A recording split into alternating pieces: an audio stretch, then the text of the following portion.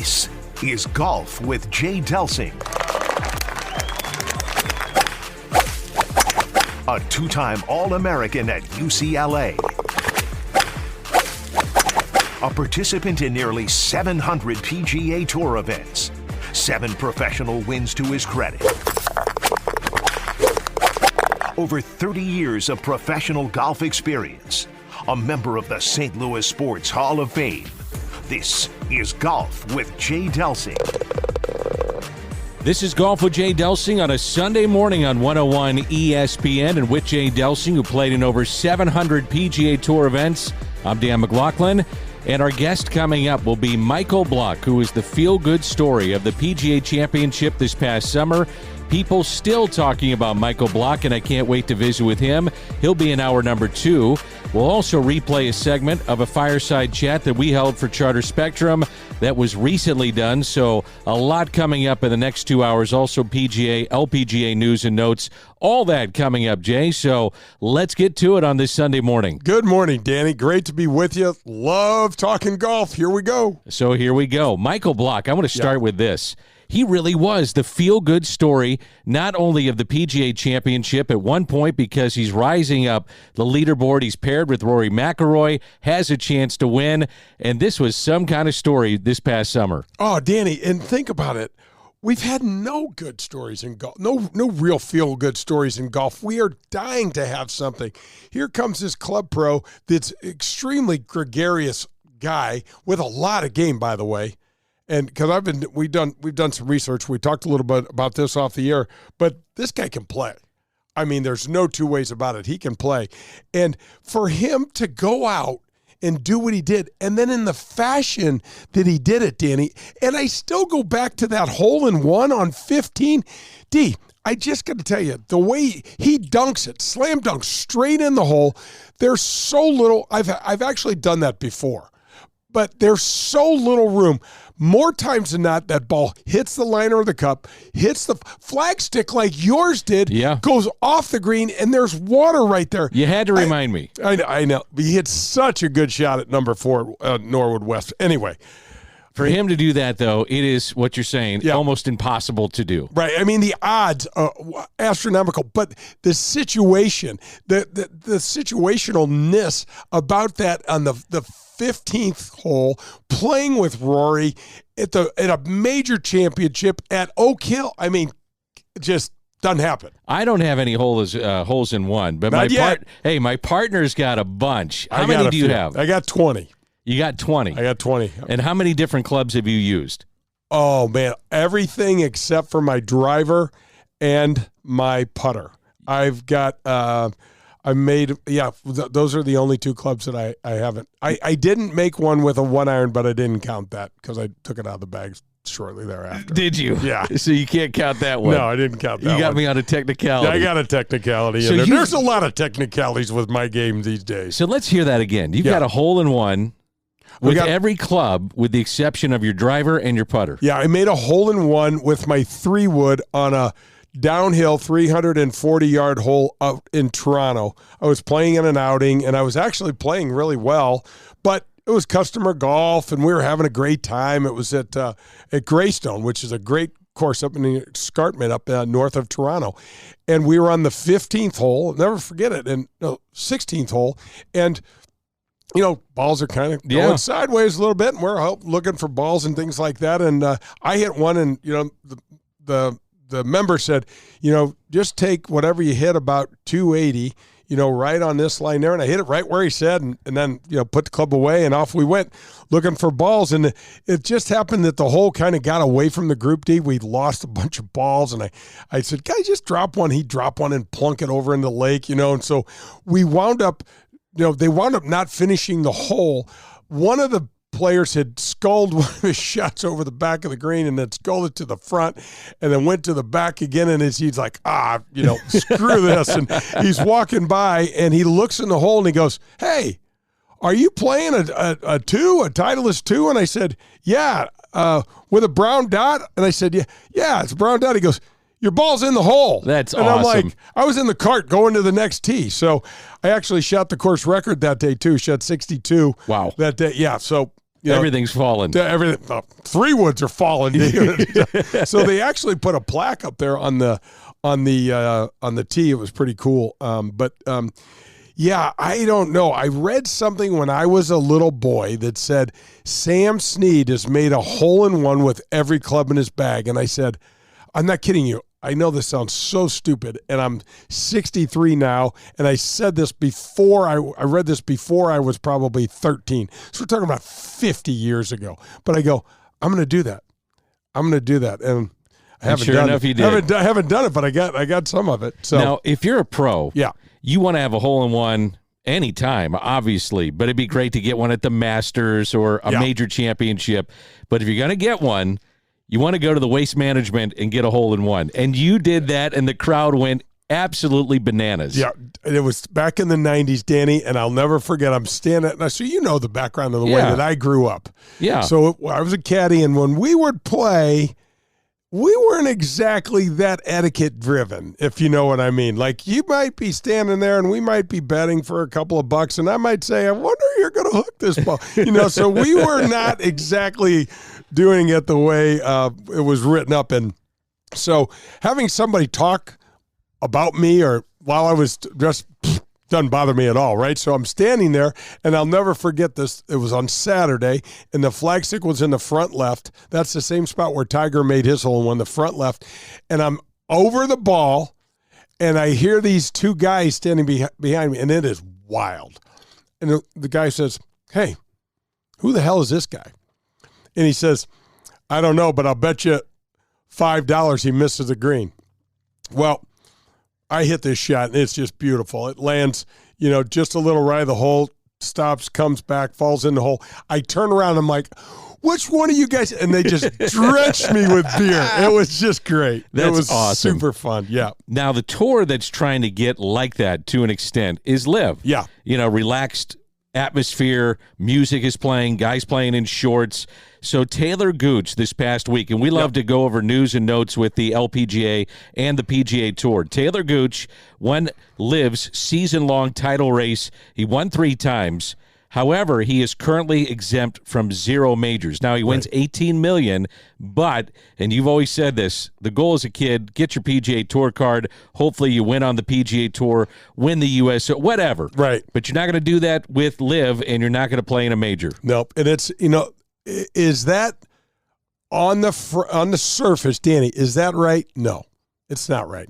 Listen, one of the things that I hate so much about this is that you and I got to go look all over the place to go find where Koepka's playing, where Bryson DeChambeau, P. Reed. We love Patrick Reed, even though we might be the only 2, but that's okay. He's got a black hat. We know he's a villain. He's got a couple of questionable things he does. You got to have a good villain, though. But so to go find these guys, it totally sucks. But we've mentioned this several times on the show. The waters are smoothing. Okay, things are happening. Even if you're Taylor Gooch, even if you're DJ and you're falling out of the top 50, so certain events you're not going to be able to play. You've got to give the whole golf community some time to figure this out. So this week, Danny, they also got turned down on their request for official golf rankings, and the reason was. So I was really interested in this, as I am in most of the stupid stuff, but I love it. And I was really interested to see why, what was the reasoning? Did they say, oh, yeah, you just been turned down? They gave a great reason, and it's because there's no clear pathway to earn your way onto that tour. So it's basically like, oh, I'm going to handpick my friends sort of tour. Koepka's brother. Exactly. Koepka's brother, who lost his spot on Live this past week, going forward. Yeah, right. And so, they talk about growing the game, and if we just give them that benefit of the doubt and say, okay, whatever. They're playing over, they just finished in Saudi Arabia at Riyadh, and there weren't very many people there. But let's say, Danny, this little boy says, Dad, what? What is this? This is super cool. I want to go do this. I want to play on the Live Tour. And he's going to say, I don't know how you're going to do that. Right. We don't know. And the other thing is, Phil Mickelson saying, interestingly enough, this past week, he was asked, do you see players jumping? And he said, not only do I see players jumping to live, I see a bunch going to live. Well, I don't feel like we have a lot of ideas internally, and I think we should keep that there, because we still have to do, not only, like, we might have ideas, but we have to see if they're good ideas, if they're going to work. But when you're a startup, and we've only been around a year and a half, you look at the quality of players that we have already, and that's going to continue to improve next year, and it's going to continue to improve the following year. It's important that we continue to evolve our product, our presentation. This was kind of the idea at the beginning. Like, we thought, okay, we'll have the team championship, we'll have the individual part, we'll have the team part, but all of that is flexible and should be evolved so that based on fans' needs and wants, as well as television and other entities, so it's easier to understand and it becomes more appealing. I don't know if I agree with that. I guess it would depend on the money. Some of the players watched how this year unfolded, but I would assume that we see a couple of players jump for the money. Would you? Yeah, it wouldn't surprise me at all. I mean, listen, Phil Mickelson, for me, unfortunately, I was a huge fan. He's lost all credibility. He'll say anything. Well, that's true. He'll say anything. That is very true. Will people go? I mean, Danny, what's going to happen is when there's a lull like we haven't had anyone jump in a while. What are the Saudis going to do? They're going to keep increasing the PER. They're going to keep increasing. That's my point. Exactly. And I mean, eventually human nature's going to take over and someone's going to go, hell with it, man. Well, for them, it's a drop in the bucket. Obviously, it is life-changing money, generational type money for any of these players, but for them, it's a drop in the bucket. So the purses continue to go up. It's hard for a player at least not to think about it. 100%. And listen, this is all happening as we speak right now. Behind the scenes, they're churning and burning, man. Absolutely. They're you know what it's going to do, D? I would not be surprised if there's conversations with Patrick Cantlay and Justin Thomas and all, probably not Rory. I agree. Everybody He's else. Out. And I'm sure eventually it's going to look like this. What's it going to take? Yeah. What's it going to take? And I mean, maybe a guy like Justin Thomas with his dad's background in the PGA of America and that whole thing, that he's off the table. Okay. But I mean, and maybe John Rahm is off the table as well, especially with his comments that we'll get to in a little bit about his passion for the Ryder Cup. But I mean, they're just going to keep throwing money at it, D. Well, the other thing, though, I want to say in their behalf, favorable, that I enjoyed. And if you're flipping through your television, you may have run into the WB and said, oh, there's golf, there's Live.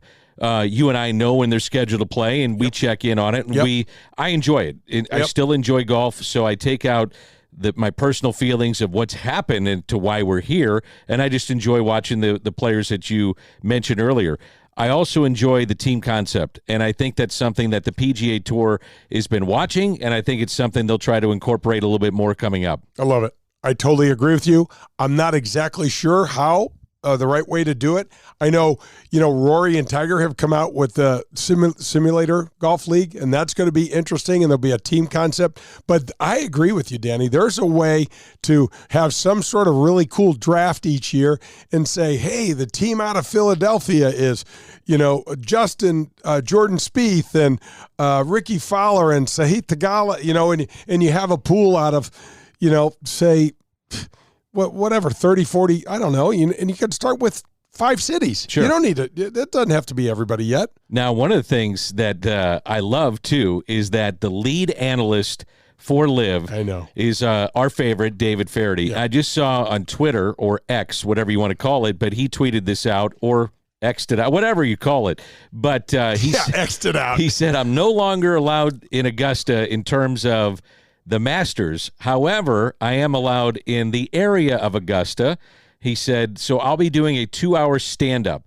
Have you ever seen him do a 2-hour stand-up? I bet it's great. I bet he's hilarious. Hilarious. He's absolutely hilarious. The material, and, you get that brain running in that direction, Danny, and anything can come anything. I mean, you'd be like, what did we you got to get him back say? On the show now. Yeah, we do. I want him back on the show. What do you think about Augusta axing him? I don't like it, and we had Gary McCord on earlier, and he had some kind of off-color comments as he was a commentator for the Masters. But I also look at it, it's stuffy. I don't think there's any doubt to say that the Masters is a little stuffy. They have their own rules, their own regulations. They go by the beat of their own drummer, so to speak.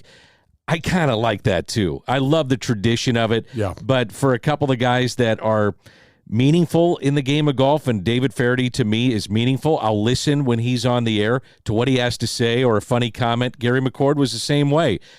I don't like that taken away from me as a viewer. It almost seems like non-American, like you're restricting our free speech. Like Exactly. you don't like what he says. So, But you have to respect the tradition of the Masters, which makes it so much fun to watch. Absolutely right. I mean, it does it get a little over the top? Yes, it does. but it's okay. I know. We've got one event a year, and so you're going to have to get over it. I think it sucks not to have Faraday there. I love his wit.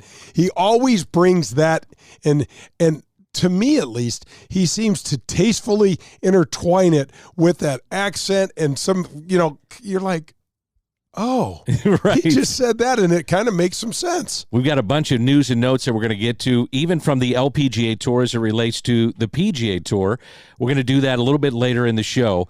We need to tip our cap, but again, a reminder, we did a fireside chat for Charter Spectrum. We're going to play a portion of that coming up with myself and Jay, and let's tip our cap. And I think we need to tip our cap because Michael Block is our guest also later in the show, and that's to all the PGA of America professionals that are kind of behind the scenes, but boy, they make the game great for all of us. Absolutely. So this is the tip of the cap, and it's brought to you by the Dean Team Volkswagen of Kirkwood.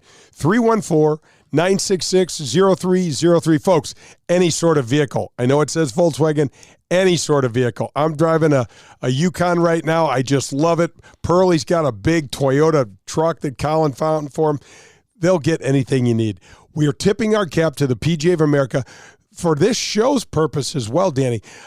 We know how Allie Wells and her team in the Gateway section has been supportive, not only on the show, but also in the game of golf with her. Her warriors are out there every single day, and we're wrapping up the golf season here, and I'm sure they're ready to put their feet up and take a breather, but they do so much. They run events. They get the golf course ready. They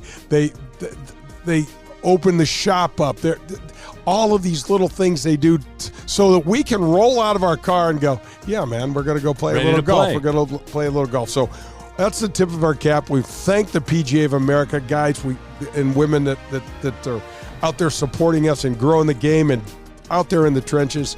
And our tip of the cap is brought to you by the Dean Team Volkswagen of Kirkwood. And that number one more time is 314-966-0303. That's Colin Burt. This is Golf with Jay Delsing. We're presented by Daugherty Business Solutions, coming to you from the Car Shield Studios. And coming up, a portion of our fireside chat. Daugherty Business Solutions has been enhancing the business of our customers for the last 37 years. How do we do it? Through our expertise in technology, better use of data and analytics, artificial intelligence, and machine learning. We roll up our sleeves and collaborate. We build applications and effectively communicate with our partner clients to bring their goals and objectives to the finish line. Our award-winning Access Point program is a community game changer. With nearly 100 students in the program, mostly young African-American females are making between $55,000 and $60,000 per year right out of high school. That's right, $55,000 to $60,000 a year right after high school graduation. That's when they begin their training. CEO Ron Daugherty believes the talent is equally distributed, but access to that opportunity is not. So here's Access Point, providing more and more opportunity for those in and around our community. It's Daugherty Business Solutions. Get ready to watch the legends of golf up close when they compete at historic Norwood Hills Country Club right here in St. Louis. The Ascension Charity Classic will be back again with some of golf's greatest names. Steve Stricker, Padraig Harrington, John Daly, David Duval, Bernard Longer, Justin Leonard, David Toms, and more will compete returning September 3rd through the 8th. Visit AscensionCharityClassic.com for information. Are you driving an out-of-warranty car? It's only a matter of time before your out-of-warranty vehicle is in the shop costing you thousands of dollars. Auto repair costs are up nearly 20% from last year, which is 4 times the rate of inflation. If an unexpected breakdown happened today, would you be ready for that? Well, now you can be with a plan through CarShield. Even if your car is just over 3 years old, it's still prone to expensive costs. Your car is more than just getting you from point A to point B. Traveling by car is a way of life. From picking up your kids to going to a new restaurant, cars are a daily essential. When you enroll in a car protection plan through CarShield, you can look forward to the following. The price will never go up no matter how many claims you file, or no matter how high the mileage on your car increases. CarShield offers protection plans that start as low as $100 per month. That's $100 per month. They have repair coverage for up to 5,000 different parts of your vehicle. Plus, when your car breaks down and you're stuck on the side of the road, you get 24/7 coast-to-coast roadside assistance. You also get complimentary towing and rental car options. CarShield has my back when my car breaks down, and they can have yours too. Call CarShield today at 800-465-6550 or visit carshield.com. It's CarShield, proud sponsor of the Golf with Jay Delsing show. This is Chris Nagel.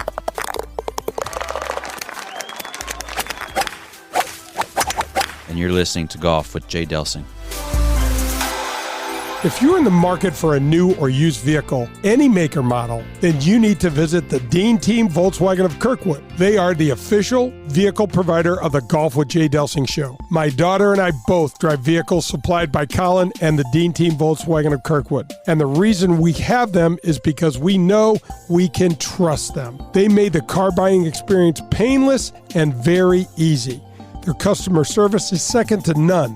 They provided my daughter with a loaner car when her Passat needed repairs. Every single step of the car buying experience was taken care of for us. You can reach Colin at 314-966-0303, and he will answer all of your questions and put your mind at ease. The Dean Team Volkswagen of Kirkwood has new or pre-owned vehicles to be purchased or leased, whichever you prefer. Once you visit the Dean Team Volkswagen on Manchester and Kirkwood, you'll become a customer for life because they'll treat you like family. The Dean Team Volkswagen of Kirkwood, the official vehicle provider of the Golf with Jay Delsing show.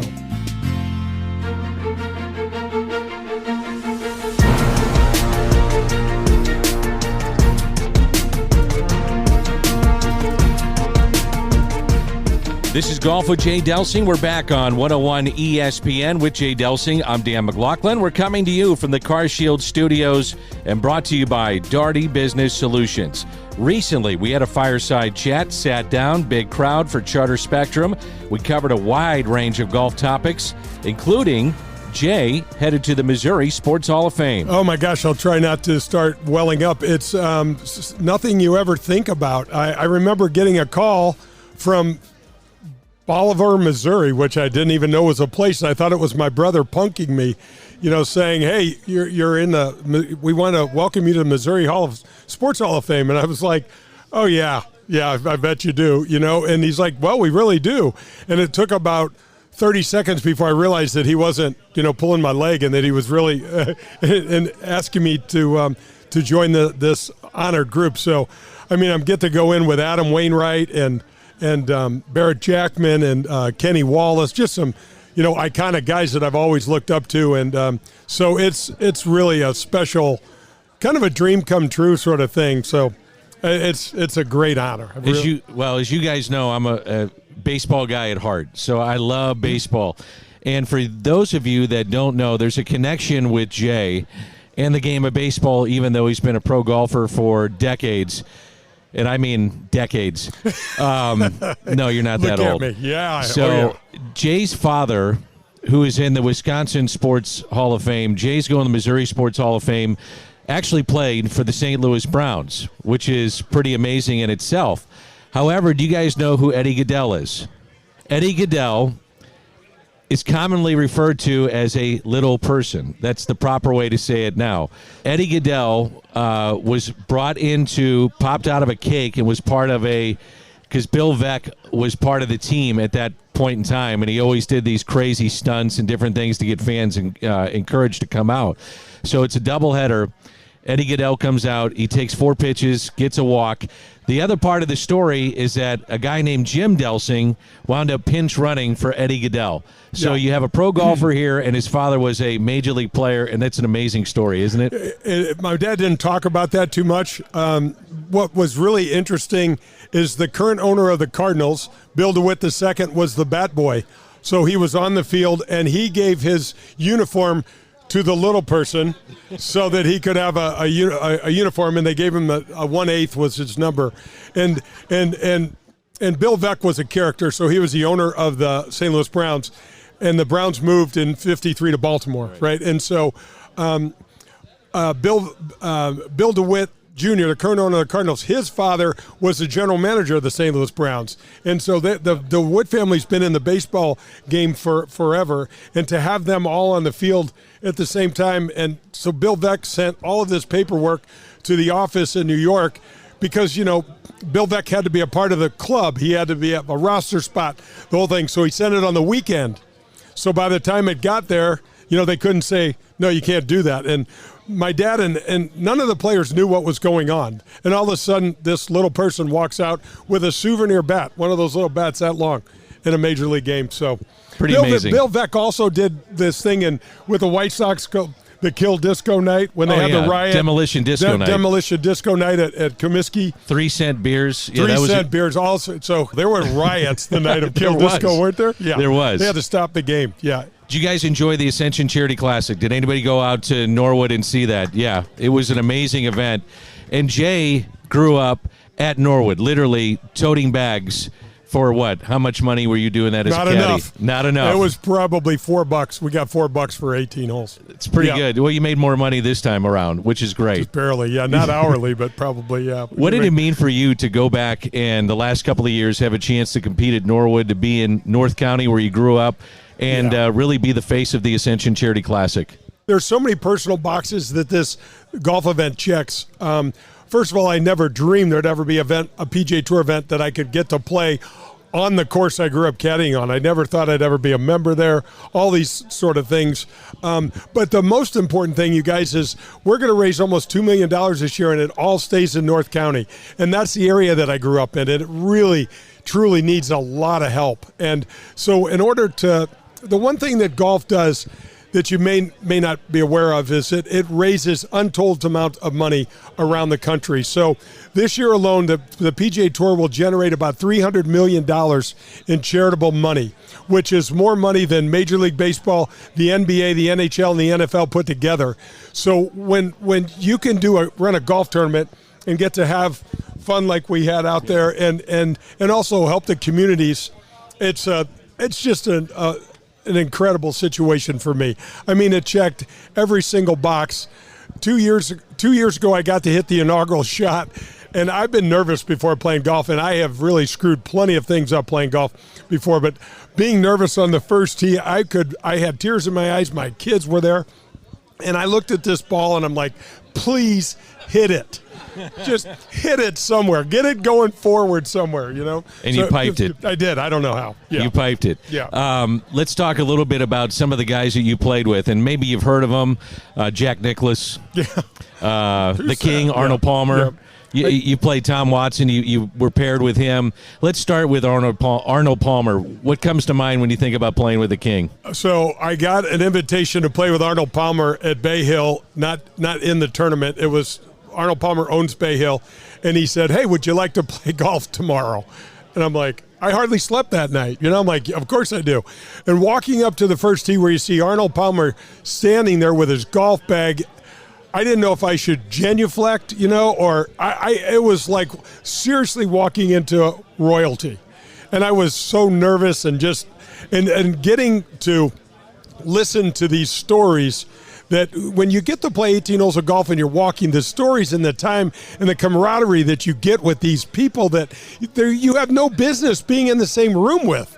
It's just amazing. And to get to do that with Arnold Palmer was just like, so I can't tell many of the stories, but I got to play with Arnold 3 days in a row.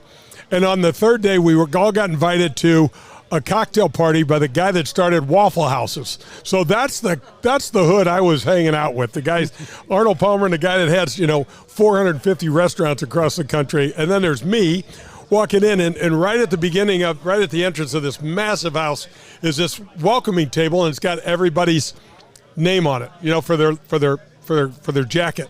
And so I see Arnold Palmer's name there, and we might or may not have had a drink or two after the round, and I grabbed Arnold Palmer's name card and put it on my jacket.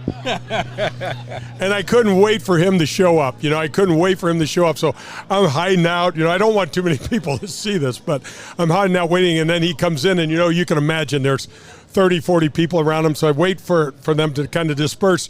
And then I just kind of walk up to him, and he shakes my hand. I said, gosh, I had so much fun playing with him. Then he notices that I'm wearing his name tag. And he says, and what are you doing?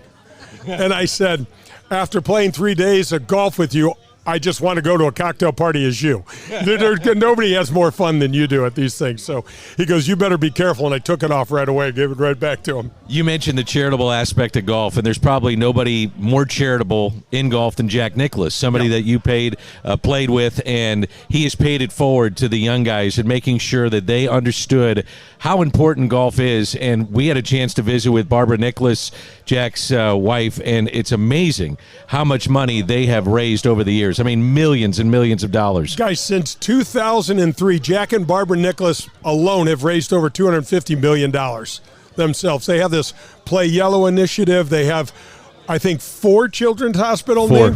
Four children's hospitals. And it's to listen to the stories that Barbara was talking about where how Tiger wears red on Sundays? Well, Jack wore yellow on Sundays, and it was all because this young boy in Ohio, I think. It was in Ohio, in Columbus. He had some awful cancer and somehow was at a tournament. He befriended Jack, and he had a yellow shirt on, and he said, well, listen, whenever you're going to play, just wear a yellow shirt and think of me.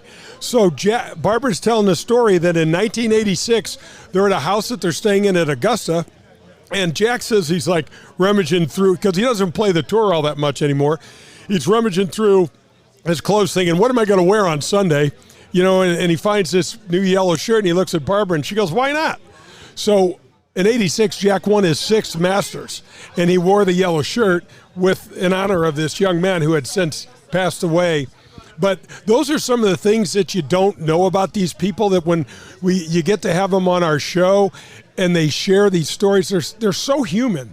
It's so touching that what some of these men and women do for other people, and they don't tell anybody about it. They're not doing it to try to brag. They're just doing it because they're good people. And that's one of the things that golf the older guys, the Arnold Palmers, the Jack Nicklaus taught us when we got on tour, is to get back into your communities and start doing something. Use the game. I think people would be really curious as a guy that, when you think about getting your PGA Tour card, I mean, that's the penultimate, if you will, as a kid. You want to get the PGA Tour card. You want to be on tour. But the other thing is, then you have this upstart live, and Phil Mickelson jumps, Patrick Reed jumps, DJ jumps, Brooks Koepka jumps. These are the biggest names in golf. When you initially heard about this and now what you've seen, what's your reaction to what comes to mind? Oh, it's just awful. I hated the live thing. I still feel like the Saudis kind of bought golf. They turned this. They took the best players that were all playing all the time against one another and provided great fields and great TV and great tournaments, and now they've fractured it all because of money.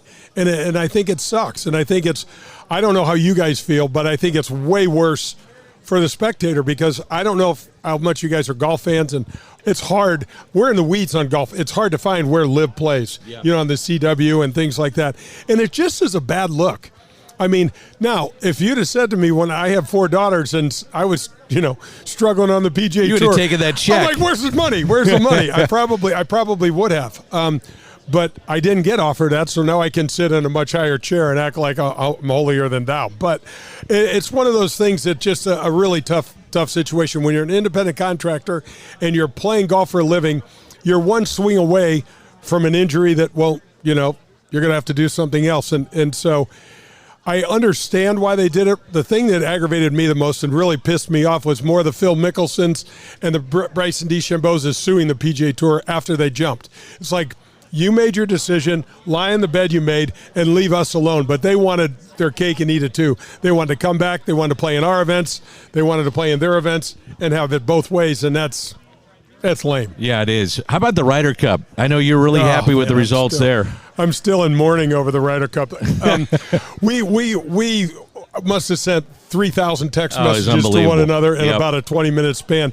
But the U.S. went over and played in Rome 2 weeks ago, and we got our asses kicked. We have lost we have not won in over 30 years on European soil. We've never won on European soil. And we get out, you guys, and there's all of this hype about this event, and we come out completely dead flat and get wiped out, get shut out the first morning session. We're down 4-0, which basically sealed our fate. And it's one of those things I can understand bad golf. I can understand being overhyped and all that. I just can't understand coming out flat. Because flat means you're caught off guard a little bit. You're just not prepared. And the Euros just whacked us, and then there was all the controversy, and so it was really a lot. If you're into golf, there's more drama in golf than there's golf's probably what you watch on Sundays to put you all to sleep, but there's more drama in golf right now than there ever has been, and it's probably good for the game as long as people are still talking about it, I guess. Well, we saw Rory going after a caddy. Yeah. Okay, that never happens in golf, but we saw that at the Ryder Cup. What was your initial impression when you saw that? Yeah, so just to give you guys an idea what happened, on Saturday the U.S. was trying to rally, and we were in the very last match. Patrick Cantlay and Wyndham Clark were playing Rory McIlroy and Matt Fitzpatrick. And Fitzpatrick and McIlroy were one up with 3 to play, and Patrick Cantlay hold a nice putt for par to have 16. He made a nice birdie putt on 17 to bring the match to all square. They get to 18, and McIlroy and Fitzpatrick have about 20 footers for birdie. Wyndham Clark's out of the hole, and Patrick Cantlay holds a 45-foot putt for birdie to possibly win the hole and the match. And somehow or another, this James Weir from Sky Sports started a rumor that Patrick Cantlay was not wearing a Ryder Cup USA hat because he was protesting not getting paid, because the players don't get paid over there. They don't need to get paid. They make millions of dollars. They don't need to get paid for this event. But it wasn't a true story. He started that, and so all of the spectators were taking their hats off and waving them at Patrick Cantlay.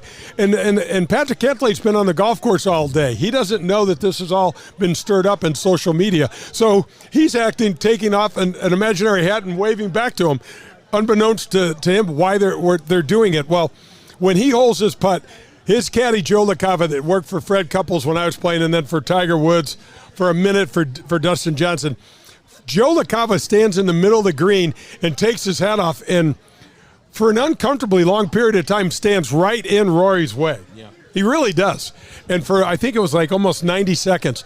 And this is the only action on the entire golf course. So there's a lot of people around there, and there's some screaming and yelling going back, and Rory's pissed that the caddy is standing in the way. And then both Matt Fitzpatrick and Rory missed their putts, so the U.S. win the match and a really valuable point. And then all hell breaks loose from there. Rory went after Jim Mackay, who's a caddy for JT, and I don't know what all was said, but I do know that Joe LaCava walked over and kind of challenged Shane Lowry, who wanted no part of Joe LaCava. So, yeah, there's been a lot of drama, and the Ryder Cup ended in a really sad note. We got our asses handed to us, and now we go back for we got to wait another 4 years to have this event on European soil to try to win the cup back. And the next time it's at Bethpage Black in the United States up in New York. And those crowds won't. You've been in New York more than anybody. Those crowds will be really tame, don't you think? And they won't be drinking. It'll be very calm. It'll be very nice,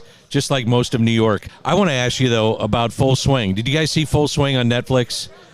It must have brought you back, Jay, to exactly how you were traveling. That was exactly. There's a couple things that remind me. Have you ever seen John Daly's party bus? Yes. Well, there's some photos out there that if you're into golf, you've seen some interesting photos that I have all my buddies. They're like, look what's going on the PGA Tour. I'm like, what PGA Tour? That wasn't around when I was playing. And now Full Swing had everybody. I think there was one point in the show where Justin Thomas says to Jordan Spieth, well, if we go to Tulsa for a practice round, it's only a 40-minute trip. So they're all flying privately. They're all, their entourages travel where they have like yoga instructors and nutritionists and the whole team that they refer to. And the only guy that flew privately when I played the tour was Arnold Palmer. And then Jack Nicklaus got a plane, and then Greg Norman bought a 737 because he wanted to have the biggest plane out there. But that was really it. And on Netflix, it made it look like everybody that plays on the PGA Tour travels privately. Yeah. And guys, when I played the tour, I played before I played the tail end of my career when Tiger had come out, and Tiger money absolutely quadrupled everything. It's like what Wayne Gretzky did for the NHL, but nobody had a private jet back in the day. You think Tiger can come back and win at any point on the PGA Tour, not just a major, but do you think he's got any chance to come back and win? I hope so. I'm anything that we get out of Tiger is a bonus. Watching him play the Masters, there are another 3,000 text messages we sent back and forth. Besides the karma sandwich he ate with all the personal stuff back in 2009, this last car accident, and I think seven surgeries. So he just had his ankle fused together, which I've never even heard of that. So I mean, he's kind of held together. But every single time I've ever counted him out, he's risen above and won tournaments before, so I think it would be great. Right now, he's won 82 total events, you guys, and he's tied for the all-time lead with Sam Snead. But if you can imagine, and it's a big if, but if Tiger had a little bit better ability to manage himself off the course, and 2000, he doesn't fall into that personal chasm from 2009 to like 2014. Tiger rewrites every record book on the PGA Tour. He'd probably have 150 wins and probably 40 majors. That's how good he was. I really think. I agree with you. As a guy that played a long time, as I said, 30-plus years on tour, who is somebody that, and I know you love golf, you'll stop and watch golf all the time, but who is somebody that you sit there and say, I am not going to miss watching that guy play? Yeah, he's the guy. He's the guy. Up until Tiger came on tour, even the guys that I never got to world number one, not even close. But I always 51st in the world at one point. That's like 0.00009 of the world that has a chance to do something like that. That's incredible. 51st. But it was still trying. And then Tiger comes out, and I'm like, he's like playing poker with somebody that gets all four aces every hand because he putts better, he hits it farther. Every single part of his game was better, and I just hated that. That's why I should have retired earlier. Absolutely. How about, did you play with Jack and Watson? You got a chance to play with both? I did. I had a chance to play with both. It's a thrill. It's so weird, you guys, to hear them announce your name in a group with someone that you looked up to as a kid or you watched on TV. I mean, I can remember growing up in North County, we had a 13-inch black and white, and we had two remotes. My brother and I were the remote, where my dad would go, get up and change the channel, and then move the antenna because we had aluminum foil on the antenna. Yeah. My dad was a real handy guy. We had aluminum foil on the antenna, to move it around and get better reception. To get paired with those guys it's just an amazing thing. What did you think of the Bell Reeve PGA, which was not that far ago, not that long ago? I mean, it was awesome, and it not that you needed to put St. Louis on the map for golf, because there's been great events over the years, going back to the 60s at Norwood, and then thinking about Old W and what they've done, and obviously what's going on at Bell Reeve. But what did you think about that tournament and how it all unfolded? It was a testimony to the sports fans and the business community in St. Louis. And it was. The PGA of America owns that franchise and doesn't release any numbers.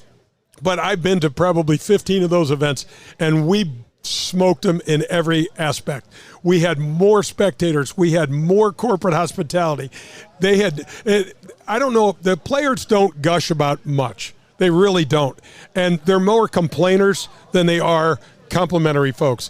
These guys went overboard talking about St. Louis, the crowds. It's one of the reasons the Ascension Charity Classic came about is because the the commissioner of the PGA Tour, Jay Monahan, called, I think, Nick Ragone and Steve Spratt and said, we need to have a regular PGA Tour event in St. Louis every year on the calendar. The fans were ridiculous, the corporate support, and the Champions Tour is just such a better value for the dollar. But the corporate, I'll never forget watching Tiger out there on Sunday. Guys, he hit 0 fairways on the front 9 at Belle Reve and shot 4 under par. Yep. There were 20 rows deep of spectators, and when he made that putt, we've talked about this 100 times, he made a putt on number 9 after duck hooking his, which I'm familiar with that spot. He duck hooked his tee shot on number 9 over by the fence and the cart path, and he hits this loopy, I don't know what. It's an unbelievable shot. The place went nuts. The place went, the ground was shaking. Yep. And then what's interesting is that St. Louis got a feel for what a Tiger roar meant.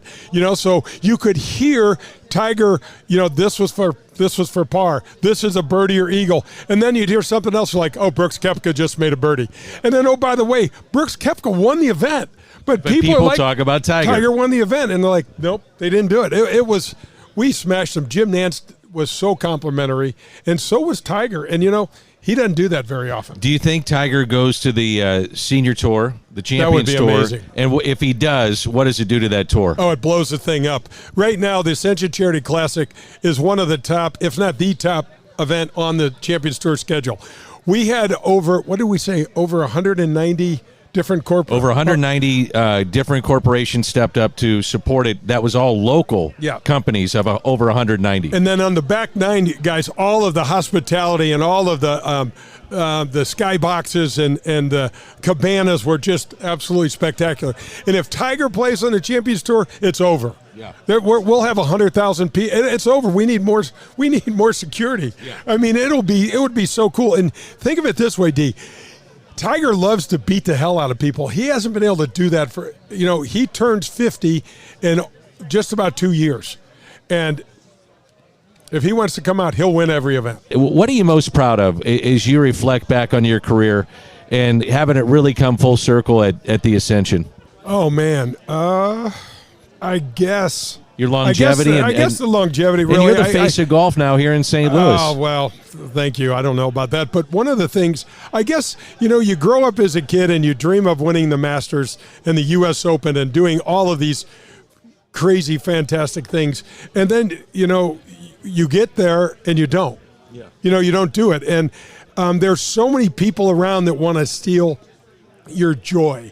Because they want to tell you, well, you never won the Masters. I'm like, I know, I didn't win the Masters, but I got there. I was in the conversation, or at least I thought about it. And I guess the fact that, it took a lot of hard work, and it wasn't easy. It wasn't easy. And I guess just sticking to it, I guess would be the most part.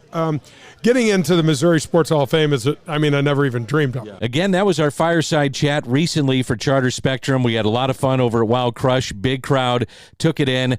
We would love to do that for a lot of businesses, golf courses, which we're lined up to do this off season.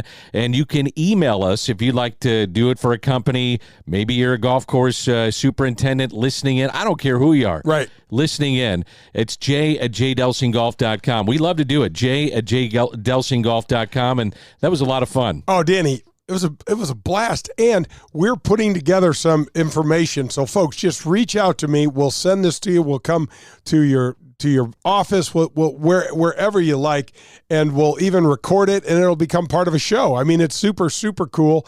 And the neat thing that we didn't do that we can do is that I can get to interview you and talk a little bit about golf. No way.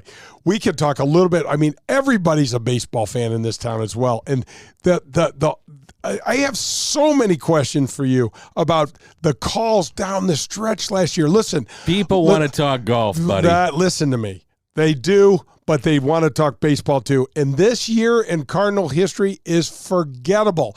On a lot of reasons, it's forgettable. And all I want to remember is 703, 704. Those calls you made were just historical, and I'd love to talk about it. And some of the memorabilia that you created from those moments are just fantastic. When you're not looking and your house is open, I'm going to get in there and pinch a couple of those things. You got dirt from around home plate on Albert's last home run. Yeah. A You buddy of did. mine. That is so cool. How about this? A buddy of mine collects dirt from the various places that he goes. He has a job in television and in particular with baseball. He does a little hockey, I think, too. But what he does from each facility, each stadium, he collects dirt. And he said, hey, I've got dirt from Albert's last home run. Would you want it? I said, sure. What? I said, that's going to be kind of unique, something different. So, yeah, I got that. But people love hearing you talk golf, and we are, as you always say, deep in the woods, deep in the weeds of golf. And Woods. so, My ball's in the woods, and we're deep in the weeds. you with know all what that I mean. Too. Yeah. You know what the hell I mean. I got you. Either way you want to look at it, we love talking golf. Yep. And so if you're a golf facility out there, have us come on out, and we take questions from the crowd, and we had a lot of fun. Yeah, in the winter, it's a long, long winter, and I promise you and I will have a warehouse of things to talk about. So we might even move some tables around and make some swings and stuff. And I'm talk going to make about you do that a in there. teaching segment. Yeah, that'd be fun. You love to teach. I love that. You love to teach. I told you love to be in the weeds. Yeah. Fine, to make you happy. Yeah. In the weeds of the game of golf, and that means you better teach. Yeah, Starting with me. I'm in there. What did Lee? I don't know if I've ever told you this story, but the first cocktail party I ever go to as a PGA Tour member, I'm 23 years old, and I walk in and I don't know what to do. I mean, I know how to drink, but I don't know what to do. So go to the bar, obviously find the bar, and there's Trevino and some of the other pros are standing there. So I'm like, I'm just going to hang out in the back. Nobody knows who I am or what, but Trevino's got a cocktail, and he's standing there, and you can imagine. Danny, man. People are just – and, he is chatty, but he's also got that – little guarded, and he wants his time, too. Yep, right. And that's okay by me. And guys are up there, and he's kind of, trying a little bit, and he's kind of – you can tell he's kind of getting a little – I'm getting a little tired of this. And the guy says, Lee, you got to help me with this. And he kind of gets in Lee's face. He says, I got this 5-wood. And every time I hit this 5-wood, man, it just goes left. Every time he goes, and I don't know what to do. And Lee says, aim further right. And he walks away. Love it. I know. I was like, wow. So again, we have those fireside chats. Great stories like that. Jay@jdelsinggolf.com. Email us. We'll also have a little bit of a mailbag coming up later in the show. We'll also visit with Michael Block. And if you're just joining us right now, he had the amazing run, the PGA Championship, and you may not know this, but St. Louis roots. So we're going to talk about that with him, and that should be a fun visit as well. More news and notes around the PGA and LPGA Tour is coming up. We're coming to you from the CarShield Studios, and we're brought to you by Daugherty Business Solutions. I'd like to welcome I Promise to the Golf with Jay Delsing show. What is I Promise, you ask? It's a St. Louis-based company with the most clinically backed eye health performance supplement brand with over 20 years of eye health expertise and nutrition science. It's all natural, and their cutting-edge science and technology has helped I Promise forge many exciting new golf partnerships, like with the PGA of America, the Titleist Performance Institute, the Ledbetter Academy, and many more. Perhaps the most exciting component for me is that all of this new improvement is measurable. I can tell you that in my case, my initial score was around 0.25, and after taking the I Promise product for 2+ months, my score soared to almost 0.60. It had more than doubled. I can now read the greens better because I'm not really dealing with as much glare and trying to manage that, and I squint much less when I'm playing golf. And you don't have to take it from me. Check out what Padraig Harrington has to say about this product. He is playing some of the best golf of his career in his early 50s, and he swears I Promise has helped improve his short game. Check out I Promise. That's I Promise, the company helping us to see better, play better, and live better. Visit them at ipromise.com. Hey St. Louis, Eddie McVeigh here from Maggie O'Brien's. When you head downtown for a concert or cards or blues game, and now for the St. Louis City soccer game, please come see us at Maggie O'Brien's before and after your event. Take our shuttle to and from, or stay in-house and watch your favorite team on our multiple high-def TVs. We look forward to seeing you soon at one of our 2 locations in Sunset Hills on South Lindbergh or downtown at the corner of Market and 20th Street. Union Station is next to us. Did you know that Marcone is the largest distributor of General Electric appliance parts in North America? That's right, Marcone does that. Did you know that their worldwide headquarters are located right here in St. Louis? Well, if you didn't know that then, you'll know it now, because CEO Jim Sowers is a philanthropic force in our community. Besides the most recent Marcone military and first responders viewing deck at the Ascension Charity Classic, which, by the way, was a huge hit here and has been copied at other PGA Tour and PGA Tour Champions events, Marcone has purchased and donated many vital service dogs for our wounded military heroes, which help them transition back into society after sustaining catastrophic battlefield injuries. Jim and Marcone also support the Backstoppers, the police and the firefighters, the local naval organizations, and many, many more. Marcone, the company that calls St. Louis home, that always strives to improve and enhance our community in so many different ways. That's Marcone. Hi, this is Adam Betts from Family Golf and Learning Center. At FGLC here in Kirkwood, we feature a double-decker driving range, 2 large grass tees with Tahoma Bermuda grass. You want to work on your short game? We have a short game area too, which features a 20,000 square foot green, 3 bunkers, and Zoysia surrounds. Also at Family Golf and Learning Center, don't forget about our 9-hole par 3 course, the indoor TrackMan simulators, and our performance center. If you're looking for the best golf instruction, regardless of skill, we can help. Find out more at FamilyGolfOnline.com. That's FamilyGolfOnline.com. Family Golf and Learning Center. We make St. Louis better at golf. Do you remember the golden rule? I'm sure you do, but just in case, it goes like this. Treat people the way that you'd like to be treated. At People's National Bank, that one statement is the cornerstone of what this bank is all about. Locally owned, with 23 locations in Southern Illinois and the metropolitan St. Louis area, People's National Bank parlays a robust menu of commercial or personal banking services you could possibly need with a friendly yet hardworking Midwestern attitude. Maybe you just want to do business with a bank whose entire team lives in the same neighborhoods as we do. If you're like me and doing business with someone you trust is important to you, then People's National Bank is the bank for you. Jason Rantham, local president, is here for you to call, and he'll answer any questions you may have. His personal cell is 314-974-2243. You can also find us online at peoplesnationalbank.com. People's National Bank is here for all of your banking needs. WXOS HD1 East St. Louis 101 ESPN is driven by Auto Centers Nissan, home of the lifetime warranty and 30-day return. Hi, this is Nick Ragone from the Ascension Charity Classic, and you're listening to Golf with Jay Delsing.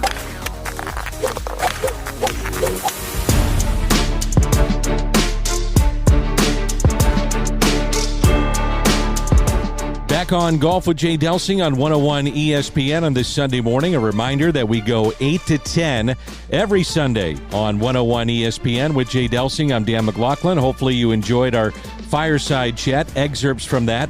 And coming up, we're going to visit with Michael Block. And again, if you don't know, Michael Block was the story at the PGA Championship and St. Louis roots, which should be fun to visit with him. We also love to go through news and notes throughout the show, and I'm going to start with what I think is just awesome. But Lexi Thompson missed the cut at the Shriners Open by 1. So here's an LPGA Tour player trying to make the cut on a PGA Tour event. That's amazing that she was even that close to do it. I totally agree. I sent her a tweet. I've been working with Julie Inkster to try to get. Well, we got to get Lexi on the show. But I would love that. Danny, she had a 6-footer on the last hole. And I know. Didn't shake it in. Gosh, man. But you want to talk about playing your ass off. I mean, and she said that. And, you know, she grew up with brothers. And if you watch her swing, you could tell she's been, you know, she hits the ball hard. And she's just got that mentality. And she's, you know, it's just weird when here's a 28-year-old woman, and it's so odd, Danny. She's been on the PGA Tour for like 12 years already. The LPGA Tour. I mean, the LPGA Tour for 12 years already, D. And seems like yesterday she arrived on the scene. It really does. Isn't it crazy? She's won 12 events, and she's a major championship winner, and she just hasn't had one of her better years right now. But you start thinking about how difficult it's got to be to maintain this, and you want to live life. Do you want to start having children? Do you want, all of this sort of things that most people don't think about because all they're thinking about is playing. I know that one swing doesn't fit all. However, when you watch the LPGA Tour, you talk about sound, fundamentally, technically sound swings. Oh, yeah. Watch the ladies. They're amazing with those swings. Danny, you watch Nelly. There may not have been a more perfect person built to swing the golf club prior since Tiger Woods and except Nelly Korda. Yeah. She's absolutely spectacular.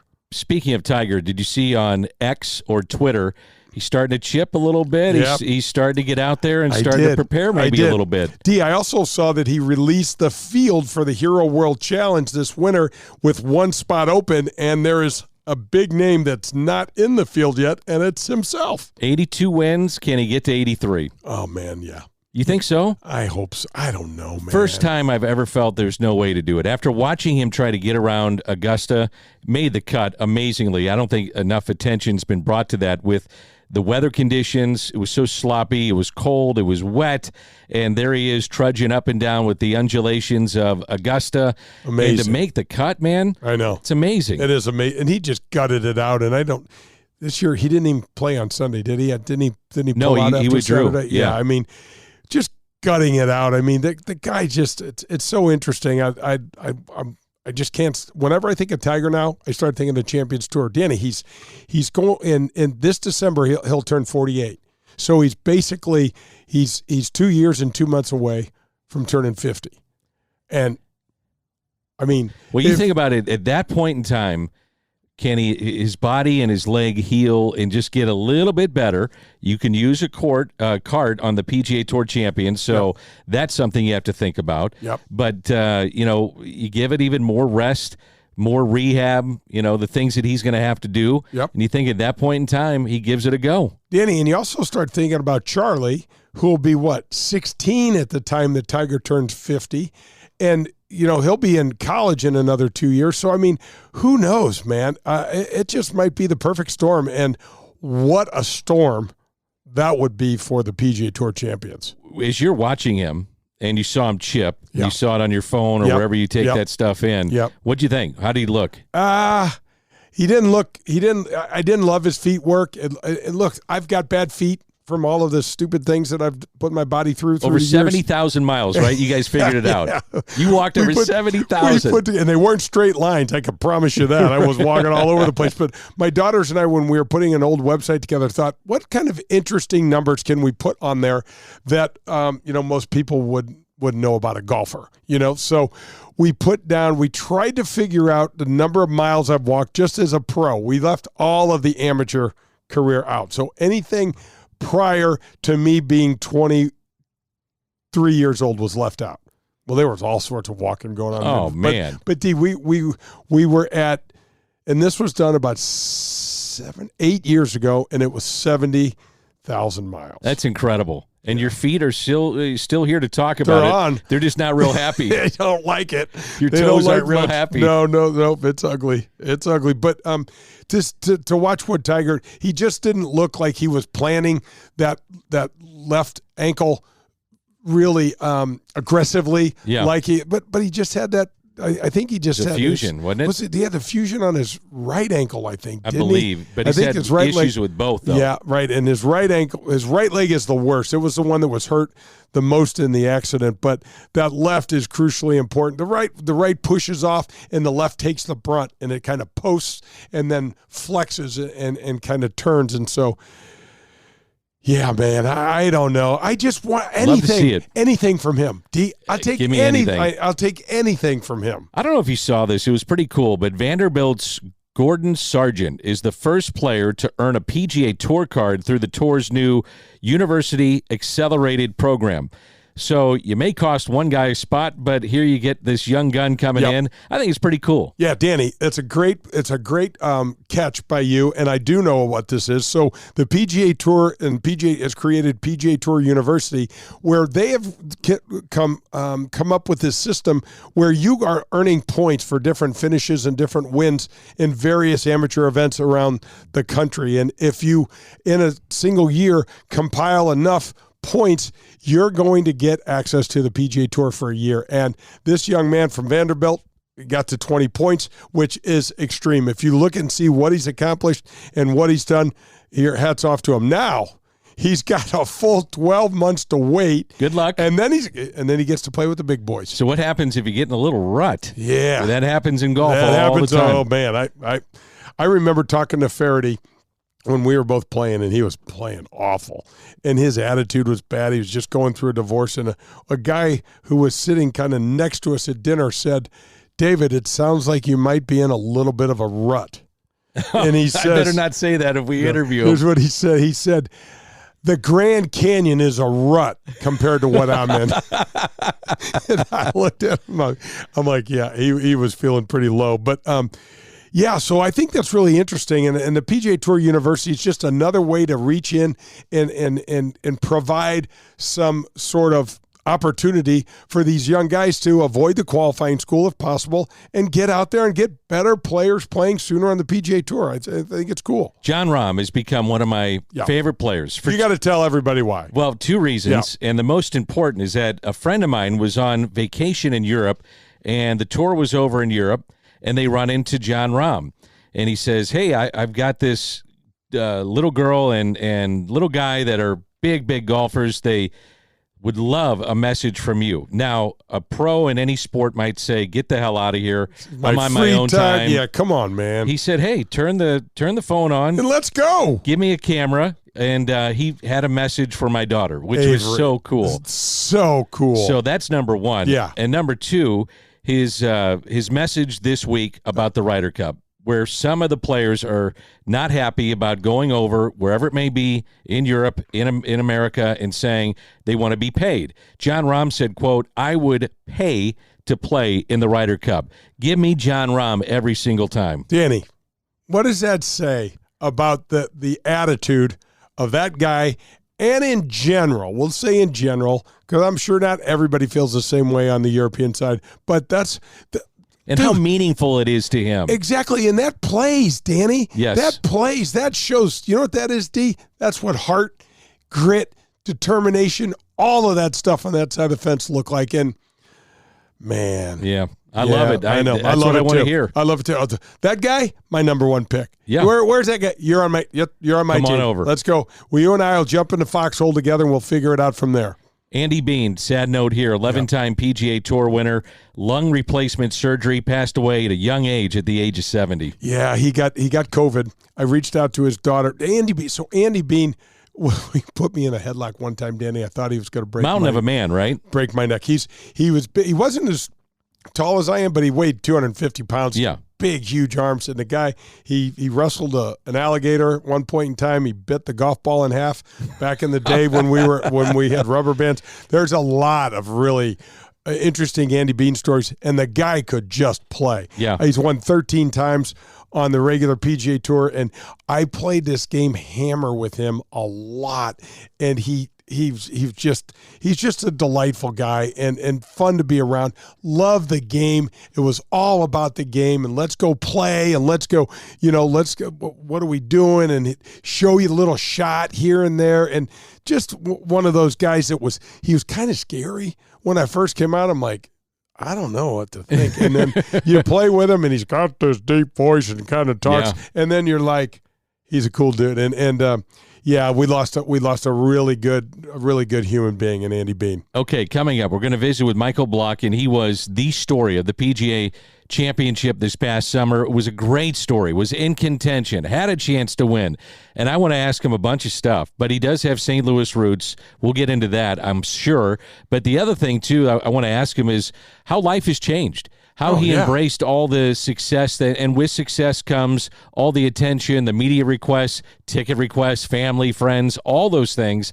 I want to find out what it was like. That's like me going out there or somebody else going out there that had zero chance to win it and all of a sudden makes a name for himself on that event. And Danny, we are so dying for a good story in golf, something we can get our hands around and follow. And Michael Block is a baller. I can tell you what, I did some research in his resume. I mean, he has won the California Player of the Year like 10 or 11 10 years. out of 11? Something great. Anyway, he's won the California State Open. He's a player. So take a guess. I'm very curious what you think about this. Take a guess of how much he would charge. Now, we're talking about a big-time player. Right. You know, a guy that competes and has a chance to win the PGA Championship. He was paired with Rory, for goodness sake. So he's got a chance to win it. Yeah. But he is a guy that if you go to the club that he's at, he's your pro. Yeah. So you're going to take a lesson. You're going to take a lesson from him. Take a guess of what he was charging for a 45-minute lesson. And what do you think that would go for? Now or before? Start then. Gosh, his resume. I'd say probably 170, 200, I'll say $200. I mean, $125 for 45 minutes. $125 for 45 minutes. There's a line. There's a line out the door. Yeah. There's a line. $125. I wonder if he's giving a lot of lessons now. Oh, my gosh. What the? Yeah. So things have got to change a little bit in life for him, I'm sure. Oh, yeah. Yeah. I mean, he's been all over the place, man. Yes, He's has. been all over the place. What a fun. I can't wait to talk to him just about his St. Louis. You know, I think he spent almost 10 years here as a young guy. I think he spent a good majority of his young life in the Midwest. So we'll get into that hopefully and find out his story, which has taken him all over the country, but golf has provided him, as you always say, a wonderful life. So looking forward to that. Yeah, same. I can't wait. Michael Block is coming up, and this is Golf with Jay Delsing. We're presented by Doherty Business Solutions as we come to you from the CarShield Studios. Hey, this is Jay Delsing for SSM Health Physical Therapy. Our golf program has the same screening techniques and technology as the pros on the PGA Tour use. SSM Health Physical Therapy has the Titleist Performance Institute trained physical therapists that can perform the TPI screening on you, as well as use the K-Vest 3D motion capture system. Proper posture, alignment, etc. can help you keep your game right down the middle. We have 80 locations in the St. Louis area. Call 800-518-1626 or visit them on the web at ssmphysicaltherapy.com. Your therapy, our passion. For the best in Italian cuisine in St. Louis, look no further than Paul Manno's, located in Chesterfield. It's traditional Italian cooking, and their best ingredient, it's their tradition. It's cooking like Paul's grandmother used to make and like his mother still prepares today. There are no corners cut at Paul Manno's. From greeting you at the door to the pasta you'll share with your family, Paul Manno's is committed to bringing you their very best anytime you share a meal at their place. It's Paul Manno's, located in Chesterfield. Hey, this is Jay Delsing, and we golfers are always looking for ways to improve our games. For me, that means I want the very best and the very latest in equipment and in technology. The place for me is Pro-Am Golf in Brentwood. Tom DeGrand opened Pro-Am Golf Center in 1975, and ever since then, he and his family have provided St. Louis with the finest in golf equipment, instruction, and the latest in the ever-changing world of golf technology. Whether you are a scratch golfer looking to find the latest in rangefinders or a newcomer looking to find your first set of clubs, Pro-Am Golf has just what you're looking for. You say you're looking to get yourself custom fitted for a new set of clubs? You need to call TJ. He has fit me personally, and he is the best in town. If you mention my name, CJ will take 50% off the already low fitting price. So if you need anything from golf balls to a new pair of shoes or a lesson from Tom, who, by the way, has been helping St. Louisans play better golf for over 45 years, Pro-Am Golf in Brentwood is the place for you. You can also visit them at proamusa.com. That's Pro-Am Golf. This is Adam Betts from Family Golf and Learning Center, located in Kirkwood. Our motto is play your best golf. We have the best instruction for every skill level. 2 female instructors along with our 8 PGA instructors. We're there for the kids and the adults who are starting to play and trying to refine their game. Family Golf and Learning Center features a double-decker driving range, grass tees, and a short game area, along with indoor simulators and a performance center. That's not all. Don't forget about our Back Nine Bar and Grill. Find out how we can help you and your family. Head to FamilyGolfOnline.com. That's FamilyGolfOnline.com. It's Family Golf and Learning Center, where we make St. Louis better at golf. Redbird Heating and Cooling sponsors the Veterans Vocational Apprenticeship Program. Jed, the CEO and former Marine, will teach, mentor, and sign off on educational and mechanical work hours to help you get fully licensed while you work and get paid by the company. What a great way to launch your career as a fully licensed HVAC specialist. Visit redbirdhvac.com. That's Redbird Heating and Cooling.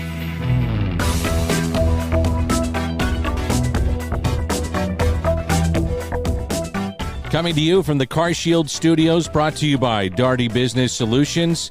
What a pleasure this will be. Michael Block, the feel-good story of the summer in the PGA Championship. He rebounded from a shank, made a hole-in-one, shooting 3 out of the 4 rounds at par, making 2 remarkable saves on the 17th and 18th holes the final day to finish tied for 15th, earn his way back to the PGA next year. That's a resume of one tournament, but there's quite a resume that goes into Michael Block. And Michael, thanks so much for joining us. We appreciate it. Yeah, gentlemen, hey, thanks for having me. I appreciate you guys having me on. Michael, talk to us a little bit about your St. Louis background. We are here in St. Louis. We know that we got a little Parkway in there. You've got some Midwestern roots from Iowa.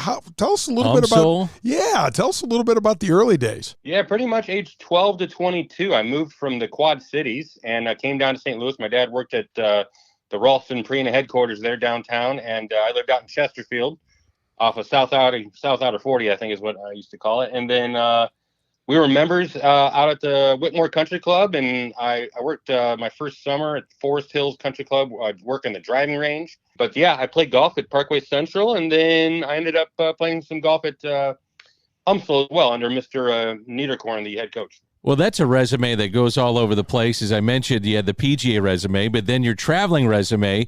What was that like for you, bouncing all over the place, cold weather places, Quad City, St. Louis, and trying to keep up with your golf game? What was that like? Yeah, you know what? The cold winters hitting off of frozen mats got to my wrist, actually. I had to take almost a full year off in my early 20s because of my wrist. And you know, I love golf so much, and I love the clubs out there. I love the golf courses all over Missouri Bluffs and some of the other ones I used to play quite a bit. And yeah, it was, you know, it wasn't, what was it, 7 months, 8 month season. But, you know, I'd still be out there in my jeans hitting off of frozen ponds if I could. You know, we'd have the heaters going. You know, it was fun. I really enjoyed the whole thing. Michael, it's interesting because for some of us golf junkies, you know, we just need something, right? We just need something. And it sounds like, you know, as soon as you could, you got to the warm weather in SoCal. Yeah, I mean, you could stick me to this day on a short game area with one ball in my 60-degree wedge, and you're gonna have to pry me off that short game area. And it's been like that since I was a little kid. I just don't have the time to do that anymore like I used to. But I think all those hours back in the day at Whitmore ended up paying off in the future, where I didn't have to practice nearly as much. That's great. And I know our folks here in St. Louis love to hear these stories. Michael Block is our guest. And I mentioned it, the feel-good story of the PGA, really the feel-good story of the summer. How did it change your life when you're going nuts there and maybe you're not thinking you're going to make the cut? I read where your family had already booked flights on Saturday to get out of there. Maybe you did as well. So it was a true whirlwind for you, wasn't it? Yeah, the sad truth is I think I've missed my last 12 cuts in a row or somewhere in that general zone. And so the last quite a few events, not only myself, but my entire family, we've been booking out Saturday mornings to come home. Oh, no. Yeah, I know that feeling. Yeah, it's kind of a bummer, but it's kind of reality. And we always just kind of said, well, you know, the odds aren't with us, but if it does happen, we're going to be okay spending a couple $100 to get a change fee due to making the cut. So that was always kind of how we looked at it. And the sad part was on this trip, my kids had to stay home in Southern California to play in the California State High School Championship. And then my parents, they were booked out on Saturday morning, and they still left, even though I missed the cut, which I was honestly a little pissed off about that one. But they missed all the fun out in Rochester. People have no idea, Michael. Talk to us a little bit about Oak Hill. That course is a beast, man. I played it, and it has just beat me to death. And you get paired with Rory, and it's literally it's like a fairy tale, man. It was so cool to watch. Yeah, I had to I had John Jackson, my caddy, pinch me in the middle. I think it was on the third or fourth hole playing with Rory. He's about 10 yards out ahead of me with Harry as caddy, and the crowd is 10, 15 deep on every side, and they're chanting blocky as I'm walking down it, and not Rory. And I'm just like, I pinched him, and he goes, dude. And I go, bro, pinch me back, man. I go, yeah, what is going on? Yeah, for real. It was like, I'm a huge golf lover, and to be under that situation, being a huge fan of the PGA of America, of golf in general, and Rory himself, to be there in the final round on a Sunday and actually, they're sitting in the top 20. I mean, even better. We were, I think, fourth to last group off. So it was insane. I had Scheffler and Brooksy behind me. I mean, the whole situation was absolutely nuts. Were the guys, giving you a little bit? Were they razzing you, or were they saying, hey, man, just go for it? This is fun to watch you too. Not a single pro was negative towards me at all. Nothing but positivity from everybody. Michael, I just take my hat off to you, but I gotta ask you, when Rory hit his tee shots, did you just close your eyes, man? Because there is nothing more intimidating. I played a lot with Greg Norman 100 years ago, and he drove it so long and straight. I'm like, oh man, I'm never going to see this guy again. I'm in the left rough all day long. But Rory's just a god with that driver, isn't he? Yeah, I mean, it started actually back in, I think, 2014. I had made the cut to Farmers Insurance at Torrey, and on that Saturday, I was paired with Bubba Watson. And I'm pretty sure he was number one in the world to that point with driving distance. And I didn't watch him until like the 13th hole. And the one time I did, I'm like, I'm not watching that anymore. It's like 10 yards off the ground with a cut going 330. I'm like going to my head, I'm going, if I hit it that low with a cut, my ball's not going to go more than 200 yards. Yeah. And so it was so impressive. And then, like you said, with Rory, it wasn't even so much the distance, because I'm honestly somewhat used to that because there's so many bombers out there. It was more than anything the fact that I was playing with Rory. I didn't look at Rory's body until probably the fourth hole. I looked at his feet when he hit. Yeah, because I didn't want to see it and I didn't want to actually have reality hit me in the middle of that moment that I'm playing with Rory McIlroy.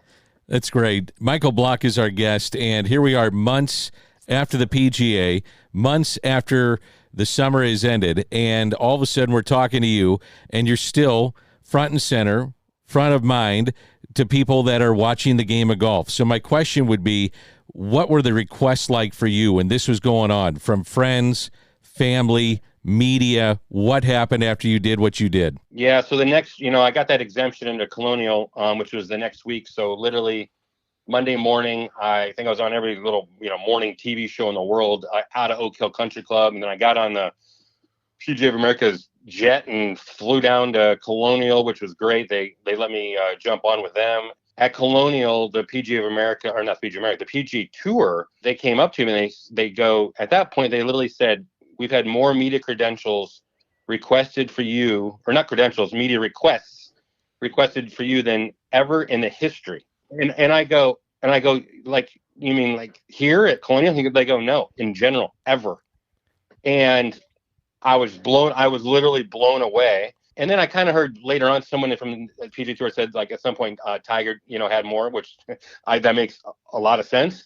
But yeah, I was that bogged down with media requests and interviews and stuff like that. And it's been insane, to be honest, ever since then. And I've been fortunate enough to, because of what happened, meet a lot of really, really cool people and a lot of smart athletes that have given me a little wisdom as far as what I should do moving forward and stuff like that. So it's been really cool to meet these people and to pick their brains and kind of how to handle the situation that I obviously, my first 47 years of life, I was not accustomed to. So did you like it? Did you embrace it? Was it overwhelming? How would you describe what happened? Yeah, it's like kind of living, like my eyes, I feel like I'm like on a cloud kind of above watching this person that it was kind of like a fairy tale. Like for me, like it's one of those things that I just feel like I'm dreaming all the time. I literally feel like I'm dreaming. I wake up every day. I'm like, did that really, really happen? Like I literally wake up like that to this day, just being like, wow, this is real. Like this is really going on. And it's just, you know what, I'm I can see how, you see a lot of these guys have kind of gone introverted or don't go and do a ton of, social stuff. Because, you can get yourself in trouble. You can say the wrong things. You can do the wrong things and all this stuff. And, I'm enjoying the moment because I know this is not going to last forever. And how would I be if I was a superstar coming out of college now, 25 years later? How would I handle all these things? Would I be as, hey, yes, yes, yes, or would I be saying no all the time? So it's kind of interesting to see how different people work with this situation. Michael, we got to talk a little bit about this. Good and to great play doesn't come. It's not a stranger for you. When I've taken a look at your resume, it's absolutely fantastic and badass. Southern California PGA Player of the Year, 10 out of the last 11 years, I think, in a period from like 2012 to this year. A California State Open. By the way, winning the California State Open is one of the toughest tournaments in the world to win with so many great players. You got 3 Southern California PGA championships that you've won, and the 2014 you won the National Club Pro. Yeah, my first year out doing it. Yes, I got my Class A very late, and that was the first year at age, I think, 35 that I was able to play in it, and I was fortunate enough to play a great golf course called the Dunes Club in Myrtle Beach, and won in a playoff against Jimmy Broche.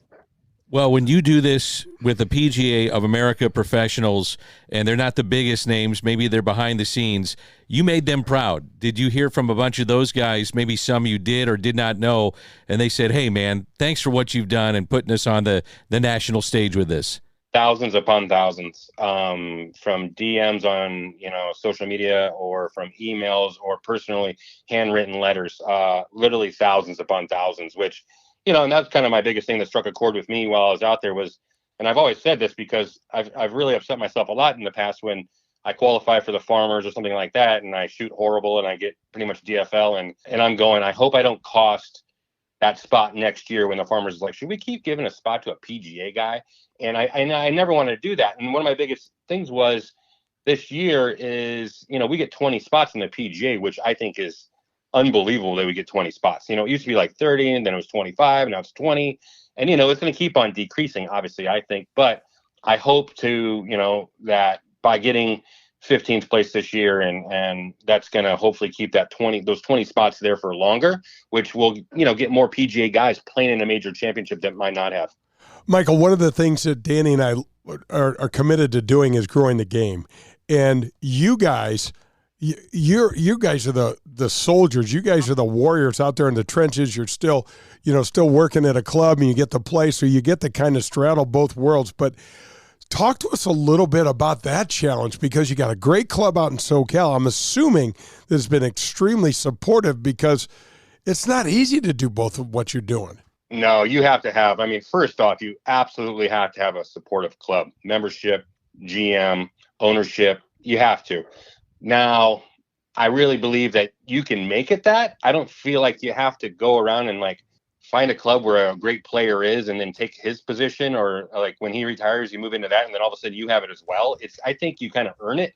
So I think you need to find a club that, obviously you enjoy going to every day, working really hard, and you enjoy the membership there, and then you work your tail off, and you can kind of show them that you're a player and that you can compete on the PGA Tour or get into a major championship, because they really gravitate towards the better players in the PGA of America. There's a lot of clubs, especially on the East Coast, that you have to be a great tournament player to get one of those upper echelon clubs on the, in New York and stuff like that in the Met section. That's literally a necessity. It's not so much everywhere else in the world, but that is an important thing, which I really like, because that's kind of takes back to old school days when, the guys on the PGA Tour ran golf clubs. And that's how I kind of like to see myself, is one of those old school guys who, he played PGA Tour events, but he also was running a club, which is what all the, Byron Nelsons of the world used to do. Michael, 100%. You look at the East Coast, you look at Bob Ford, and what Bob Ford has done in the golf world is remarkable between Oakmont and Seminole, but also being a great player. And then I got the opportunity to play with this gentleman named Rob Labritz, who is up at Glen Arbor, up at Westchester, and he's talking the same thing you're talking about, where the club has been supportive. He gets to have a couple of options where he's playing, and I think that's wonderful, and it's so important, I think, for the club pro to keep his hands on the club so that he can play, because I think the members, first of all, are going to love you playing well and love that extra support. Oh, 100%. I mean, I'm hoping that's, what everyone starts to understand is get the better players in there, and the membership's going to love it. I mean, I really feel that. And, Rob, I love Rob. He's a great player, and I'm so proud of what he's done on the Champions Tour. The PGA Champions Tour is awesome. And, I hope that gravitates towards a lot of the clubs that don't look at that right now. A lot of clubs are just hiring accountants, guys that can never leave their office, and they don't play golf anymore. I'm like, why'd you get in the business? Because this business is not a high-paying business. You're not getting paid a ton. You work weekends, you work long hours, you run member guests for 16 hours a day, sun up, sun down. I mean, there's all these things that go into it, and they're not getting paid a ton. But in my mind, I was always like, you know what? I'm going to go to a golf course. I don't care if it's outside service, working the range, or a GM. I'm going to go to a golf course every day of my life, and I'm going to make the best of it. I'm going to work as hard as I can and see what comes of it. And I feel like I have one of the best jobs in the world here in Orange County, California, and all those people are like, "Are you leaving? Are you leaving? You're gonna go to some get paid more and all this stuff?" I'm like, absolutely not. I can get offers for $100,000 and $200,000 more dollars, and I think quality of life is way more important than money. So I'm sticking to it right here. Michael Block, the feel-good story of the summer, is our guest. Okay, I'm going to offer you a chance to make more money, because I see, at least at the time, you were charging $125 for a 45-minute lesson. You can charge a little bit more after what you did this summer. You probably know that. I wish I was giving lessons still, but okay. Yeah. So yeah, the old one was $125 for 45, and then I'd gone to probably maybe 6 months ago. I'd gone to an hour for $150. That was my deal. And since the PGA, I've yet to be able to give a single lesson, which is a total bummer. But I have literally been on the road a crazy amount of time. And when I am actually here at the club, I need to return emails. I need to still, run golf operations and do payroll and do, inventory and all these things. I've been doing inventory from driving ranges and tour events. I mean, it's crazy, so it's pretty insane. But yeah, I could charge more. There's no doubt about it. And I've had, a lot of people offer different things in that regards to schools and, stuff like that. So I don't know what's going to happen, but I've told everybody, I don't really foresee myself teaching again until next summer at earliest. So we'll see. That's great. How about the PGA Tour Champions? Is that something that's on your radar? Yeah, just like what I do now. There's a event here and there type of thing. I mean, will I go to Q School? Yeah, I would love to go to Q School. The Champions Tour is very difficult to get in. I think they take the top 5. And then you've got to finish, I don't know what it is, top 30 or 35 or 40 or even lower than that to keep your card, which is not something I really want to do. I don't want to make this a stressful thing for me. I play a lot better. I play a lot better when it's not my full-time gig, Yeah. So I've lived in this whole mantra my entire life of making the hole look as big as possible. And I know for a fact, if I quit my job here and I was on the road for 30 weeks a year trying to make the money for me to end up retiring, I won't play to my capabilities, and I'm not going to enjoy golf as much as I do. It's interesting, Michael, because you're so wise, because that happens to all of us at one time or another, where you love this thing so much, you spend so much time on it, you get so frustrated, there's so much pressure that the love of it gets covered up and it can go away. And we don't want you changing anything, man. We want you singing your song, doing your deal, and keep doing what you're doing, because we need bright lights in the game right now, because we've got so much mess going on right now. Your story's fantastic. I appreciate that, Jay. Yeah, it's been fun, and I'm fortunate enough now I've qualified for 3 more tour events here in the next couple months, or I guess 4, including PGA. I've got a couple other fun ones. I'm going to Australia here in not too long to play in one of their big events, which is awesome. I've never been there. So I've been fortunate enough to kind of keep going, and I'm going to see where it takes me. But like I said, Jay, I'm not changing anything. I'm not going to change myself. If you met my wife and kids, you could see I'm going to stay as grounded as possible because they're not going to let me do anything else to that. But yeah, it's cool, and I'm just enjoying the moment. I'm enjoying the ride, and I'm meeting a lot of great people like you guys, and just going for it. Michael Block making St. Louis proud, and we appreciate your time, and keep it going. As Jay says, we love growing the game, and you certainly are doing that. Hey, much appreciate you guys. If you ever need anything, let me know. That's Michael Block, and we're presented by Daugherty Business Solutions. I want to welcome Redbird Heating and Cooling to the Golf with Jay Delsing show. You can reach them at 314-320-9507 or on the website redbirdhvac.com. CEOs Jed Dickinson and Jerry Pearson run the area's most responsive and dedicated heating and cooling company that's been conscientiously supporting the St. Louis area for the last decade. Just last month, when my air conditioner stopped working, Jed and his team were at my home at 7 a.m. to replace one unit and then repair the other. Your money, like it's our money, was Jed's statement to me, and the repairs for Unit 2 was less than $200. If you want to work with a family-owned business that you can trust, then call 314-320-9507 or visit them at redbirdhvac.com. That's redbirdhvac.com.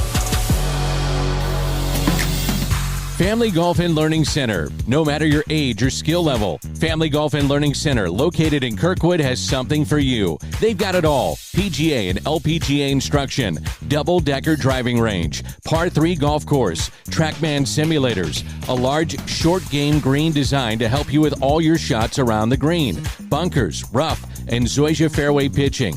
And now open, the Tahoma Bermuda Grass Tees, the best turf to hit from in St. Louis. It's all at Family Golf and Learning Center. To schedule a lesson or to find out more, visit FamilyGolfOnline.com. That's FamilyGolfOnline.com. Family Golf and Learning Center. We make St. Louis better at golf. Hey, St. Louis, Eddie McVeigh here from Maggie O'Brien's. When you head downtown for a concert or cards or blues game, and now for the St. Louis City soccer game, please come see us at Maggie O'Brien's before and after your event. Take our shuttle to and from, or stay in-house and watch your favorite team on our multiple high-def TVs. We look forward to seeing you soon at one of our 2 locations in Sunset Hills on South Lindbergh or downtown at the corner of Market and 20th Street. Union Station is next to us. Daugherty Business Solutions has been enhancing the business of our customers for the last 37 years. How do we do it? Through our expertise in technology, better use of data and analytics, artificial intelligence, and machine learning. We roll up our sleeves and collaborate. We build applications and effectively communicate with our partner clients to bring their goals and objectives to the finish line. Our award-winning Access Point program is a community game changer. With nearly 100 students in the program, mostly young African-American females are making between $55,000 and $60,000 per year right out of high school. That's right, $55,000 to $60,000 a year right after high school graduation.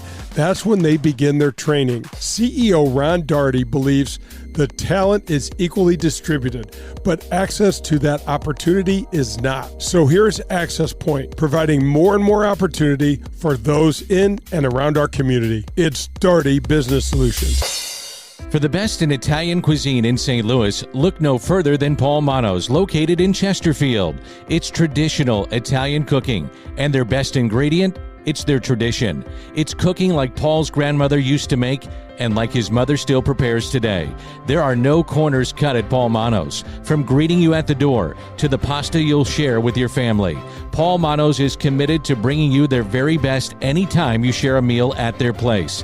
It's Paul Manno's, located in Chesterfield. Are you driving an out-of-warranty car? It's only a matter of time before your out-of-warranty vehicle is in the shop costing you thousands of dollars. Auto repair costs are up nearly 20% from last year, which is 4 times the rate of inflation. If an unexpected breakdown happened today, would you be ready for that? Well, now you can be with a plan through CarShield. Even if your car is just over 3 years old it's still prone to expensive costs. Your car is more than just getting you from point A to point B. Traveling by car is a way of life. From picking up your kids to going to a new restaurant, cars are a daily essential. When you enroll in a car protection plan through CarShield, you can look forward to the following. The price will never go up no matter how many claims you file, or no matter how high the mileage on your car increases. CarShield offers protection plans that start as low as $100 per month. That's $100 per month. They have repair coverage for up to 5,000 different parts of your vehicle. Plus, when your car breaks down and you're stuck on the side of the road, you get 24/7 coast-to-coast roadside assistance. You also get complimentary towing and rental car options. CarShield has my back when my car breaks down, and they can have yours too. Call CarShield today at 800-465-6550 or visit carshield.com. It's CarShield, proud sponsor of the Golf with Jay Delsing show.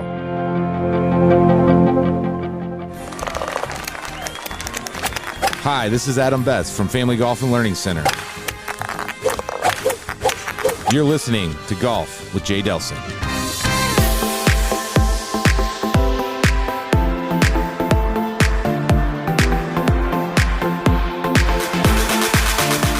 Coming to you from the CarShield studios on 101 ESPN, it's Golf with Jay Delsing. I'm Dan McLaughlin. That's Jay Delsing. And we're brought to you by Daugherty Business Solutions. What a great visit with Michael Block. He still has stayed grounded after what happened at the PGA. I mean, Danny, we got to speak with him a little before the interview, and then how about the 5 minutes after the interview and the story he told about Rory and his caddy on 18, and he gets that ball up and down, and oh my gosh, this guy, I mean, how are you not a fan of his after that? Yeah. Grows up in St. Louis for the better part of his youth, and I don't think many people around town, including myself, when this was all going on with him and all the attention, I knew he had a little bit of St. Louis roots, but I didn't realize it went as deep as he explained in our interview. Oh my gosh, he was at Whitmore for all those, Whitmore's a great 36-hole facility with lots of opportunities to play golf. Then he talked about working the range at Forest Hills, and we just talked about Jimmy Balls and his staff out at Forest Hills and what a great job they did for our buddy Dale Turvey's event out there. So I had no idea. I had no idea I had heard about him graduating from Parkways, Parkway High School, but I didn't have any idea that he spent about his golf history here. Right, I had no idea. And then UMSL, I mean, that they've been turning out some good players for quite a while as well. Yep. They practice at Family Golf and Learning Center. Yep. How cool is that? And the Family Golf and Learning Center has reached out to all the high schools and all the local colleges and said, come on, they give them a discount because they want the kids, because they're like us. They want to grow the game of golf, which is really Adam. cool. That's Adam. Yeah. That's just Adam doing Adam stuff. Creating that place down there, Danny, the preeminent place to go hit balls. How about him? We didn't even talk about this. Him bringing in the Bermuda. It's awesome. I mean, that just talks. Who does that? Yeah, not many people do that. Not in this weather. Not here. Not here. I mean, no one has ever done. I mean, that's what sets someone like Adam Betts and Family Golf and Learning Center apart from everybody else. And the whole Michael Block connection with St. Louis was just wonderful, I thought. So he talks about how life changed a little bit, in particular with media requests and hearing from other pros across the country. Let me get into your head just a little bit. It's scary up here. Go ahead. It is. There's a lot of darkness. There's a lot of room. How did life change when you went on tour? I mean, it's a different era. I get it. Yeah. And money was different. TV coverage was different. I understand that. But how did life change at all when you go from UCLA and all of a sudden, boom, you're on the PGA Tour?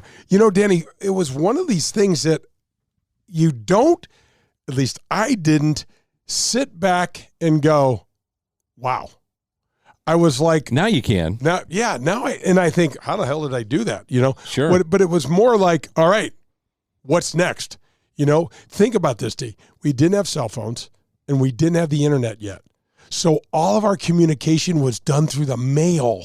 It just makes no sense, bro. So you and I fly into D.C., and we're going to go play Congressional. We pop it into our phone, we make 3 turns, and we're there. back in the day, you're getting a map out. You know Oh, how yeah. dumb those things are. You're like, is it upside down?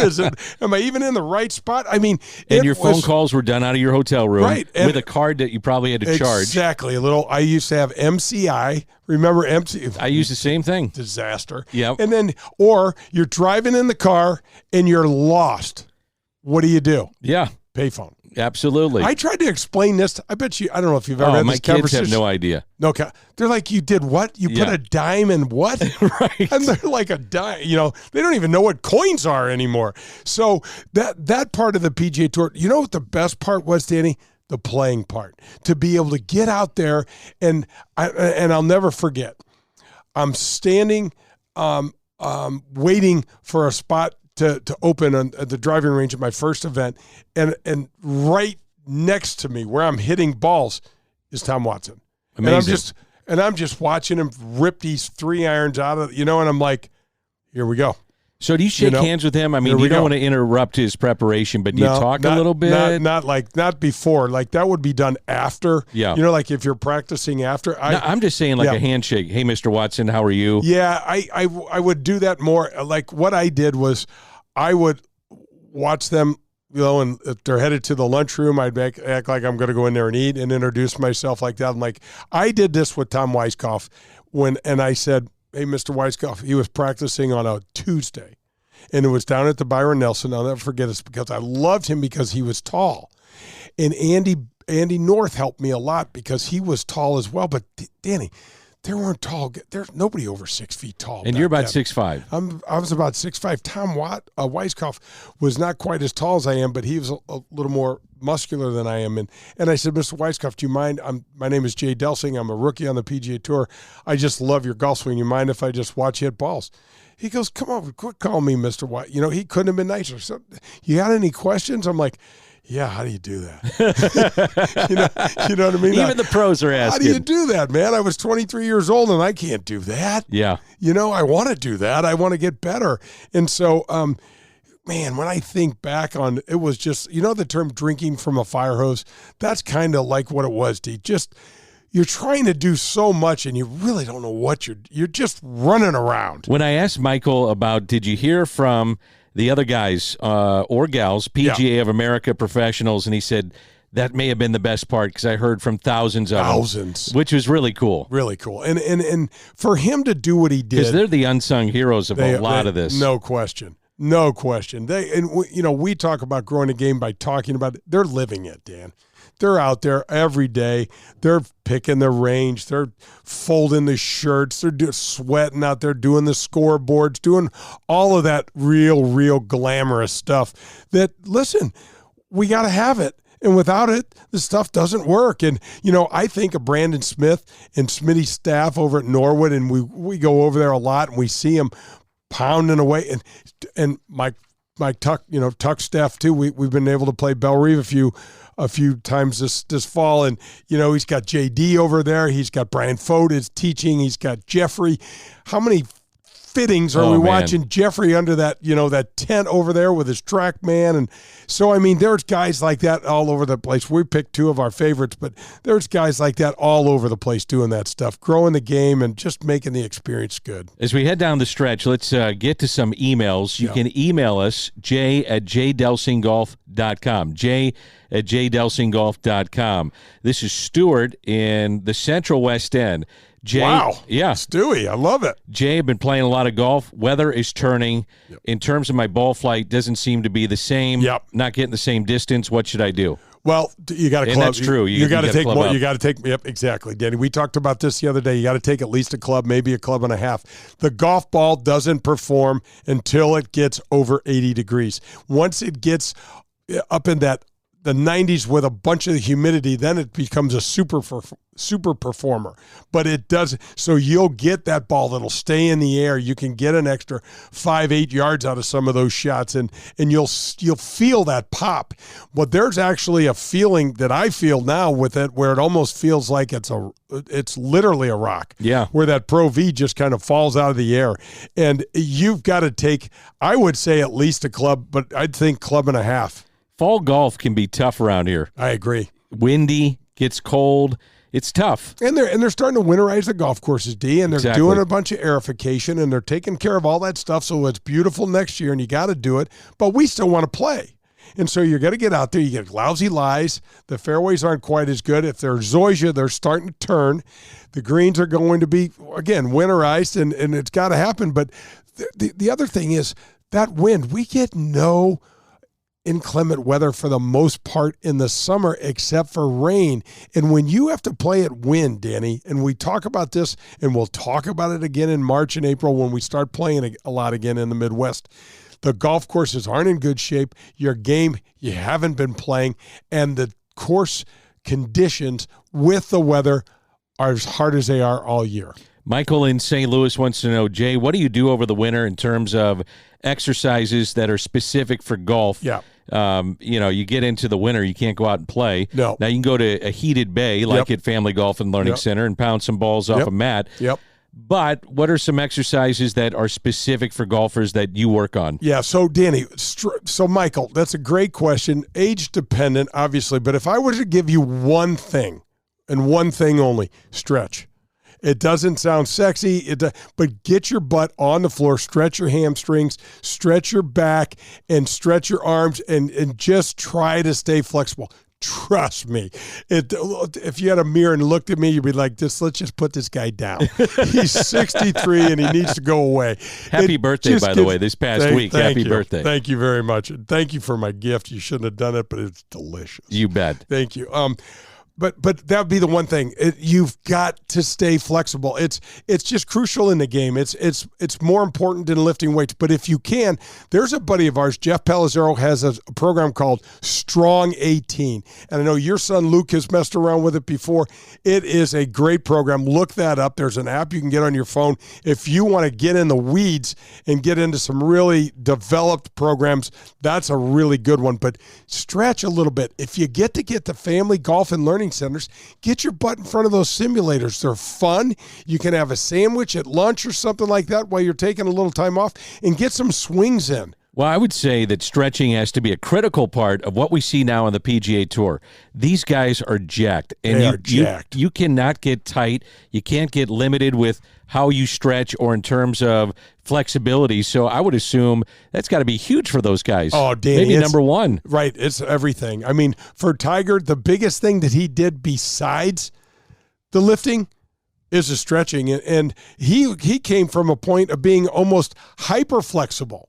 So that's why that's the whole way this got started, by the way, D. And I don't know if I've ever told you this, but I talked to him. We were at the Byron Nelson, and I walk in to the fitness trailer, and I see him on the table, and he's on his back. He's got his his right leg bent, almost touching off the side of the table on the floor, and his upper body twisted so that his left arm is, and I'm like, I said, my buddy that was our physical therapist, his name was Woody. I said, Woody, just break him in half. Just take him out right now. So with one less guy, we got to build. And I said, Tiger, what the hell? And he's like, dude, I'm going to Butch, and I came up with this program. My joints are hyper mobile, and they're too mobile, and they need to be stronger. So this was before this massive power generation started. But he was the guy that started it, right? He started 100%. And the working out like we see today. Absolutely. He started it, and it was like, and I was like, you're going to lift weights, and I just like dropped it. I'm like, I don't know what he's talking about, because that was 100% taboo before then. We were always taught, you lift weights, you're going to screw up your golf swing. You're going to get tight. Absolutely. And you're going to screw it up. You're going to lose it. So you started seeing that with Tiger. Yep. And as we know, like in NFL, Major League Baseball, hockey, NBA, it's a copycat league. Oh, no doubt. Well, this is the PGA Tour, league of its own. Oh, yeah. It's individual. I'm assuming that guys were like copycat of that. Oh, when absolutely. they started seeing him pound it like this, there's like, I did. well, how's he doing it? I did, D. Yeah. I started lifting weights. I was 40 and never touched a weight in my life, and I started doing it. Is that right? And it's hard to tell with this body that I never. You look great. Anybody saw you at the Ascension, they saw, who's that tall drink of water out there? This is radio, which is perfect. I look great. Let's just leave it at that. All right, this is the final one. This is Mary in South City, wants to know, Jay, I heard you guys talking about the female swing as compared to the male golfer. Why are the LPGA Tour swings? Can you get into the weeds with quote-unquote making fun of me a little bit? Love it, Mary. Give him some trouble. Can you get in the weeds on why their swings are so technical? This is a long email, if one swing doesn't fit all. Yeah, well, it truly doesn't. But one of the things that I would relate to the most, Danny, are the Koreans. They are some of the most technically sound, and it fits within their culture. So what I've learned is that a lot of the dads start their daughters at very young ages, and they start with YouTubes, and they start with teachers where most of, like if you talk to Lexi Thompson, she started with a ball in the backyard, D. There was no, hey, let's just go ahead and you just kick this thing around, shoot it in the hoop, let's throw some baseball. You just start playing sports. These girls, these young ladies coming from South Korea are technically perfect because they have been working with instructors and with YouTubes and with all of the modern technological advancements from the time they started. And you look at some of them and you just go, wow. Yeah. I mean, it's just spectacular. I mean, I remember when I was still working for Fox, Danny, and we were at Lancaster, Pennsylvania, Lancaster Country Club in Pennsylvania, and we stood on the range, and I was with Brad Faxon and Scott McCarron, and our jaws just dropped and went, wow. There's not one person over there overswinging, and they're hitting these positions time and time again. But, D, that's why they hit it so straight. So what's the thing that you see in particular with the swing that makes it so technically sound? Is there something, their hands, the way they take it back, impact is obviously good, but what is it that you're seeing? It's the not overswinging. Yeah. Because the overswing, believe it or not, D, starts on the backswing. And we men in particular get ourselves out of whack by getting away off the ball. And we've talked about this, and I've talked about this with your kids as well. We get off the ball too fast. And see a lot of teachers could say, you're not doing this right because their club is out of position. In my opinion, it's out of position because it's too quick. Because when they slow down, you're not in that same position. Right. And what happens is that from that point on where you get a little off, Danny, you have that time clock in your head. The swing takes just barely over a second. You are trying to manufacture something because you can feel it. That is Jay Delsing, and we are on every Sunday morning on 101 ESPN from 8 to 10. We had our fireside chat, excerpts from that thanks to Charter Spectrum, and we also had Michael Block. And again, if you'd like to email us, jay@jdelsinggolf.com. Do we have to quit? We got to stop. It's over. Carry some of this over to next week. We're going to have a lot to talk about. It's going to get cold outside. So that means you're going to have to get us some great guests. How does a fire? It's going to fall on you. How does a fireside chat sound when it's cold outside? Sounds pretty good. Yeah. Sounds pretty good. Yeah. And inside. Talk a little golf, get in there, get a little fire going. Why not? Perfect. My man, how do we end the show? Hit 'em straight, St. Louis. Do you remember the golden rule? I'm sure you do, but just in case, it goes like this. Treat people the way that you'd like to be treated. At People's National Bank, that one statement is the cornerstone of what this bank is all about. Locally owned, with 23 locations in Southern Illinois and the metropolitan St. Louis area, People's National Bank parlays a robust menu of commercial or personal banking services you could possibly need with a friendly yet hardworking Midwestern attitude. Maybe you just want to do business with a bank whose entire team lives in the same neighborhoods as we do. If you're like me and doing business with someone you trust is important to you, then People's National Bank is the bank for you. Jason Rantham, local president, is here for you to call, and he'll answer any questions you may have. His personal cell is 314-974-2243. You can also find us online at peoplesnationalbank.com. People's National Bank is here for all of your banking needs. For the best in Italian cuisine in St. Louis, look no further than Paul Manno's, located in Chesterfield. It's traditional Italian cooking, and their best ingredient? It's their tradition. It's cooking like Paul's grandmother used to make and like his mother still prepares today. There are no corners cut at Paul Manno's. From greeting you at the door to the pasta you'll share with your family, Paul Manno's is committed to bringing you their very best anytime you share a meal at their place. It's Paul Manno's, located in Chesterfield. If you're in the market for a new or used vehicle, any make or model, then you need to visit the Dean Team Volkswagen of Kirkwood. They are the official vehicle provider of the Golf with Jay Delsing show. My daughter and I both drive vehicles supplied by Colin and the Dean Team Volkswagen of Kirkwood. And the reason we have them is because we know we can trust them. They made the car buying experience painless and very easy. Their customer service is second to none. They provided my daughter with a loaner car when her Passat needed repairs. Every single step of the car buying experience was taken care of for us. You can reach Colin at 314-966-0303, and he will answer all of your questions and put your mind at ease. The Dean Team Volkswagen of Kirkwood has new or pre-owned vehicles to be purchased or leased, whichever you prefer.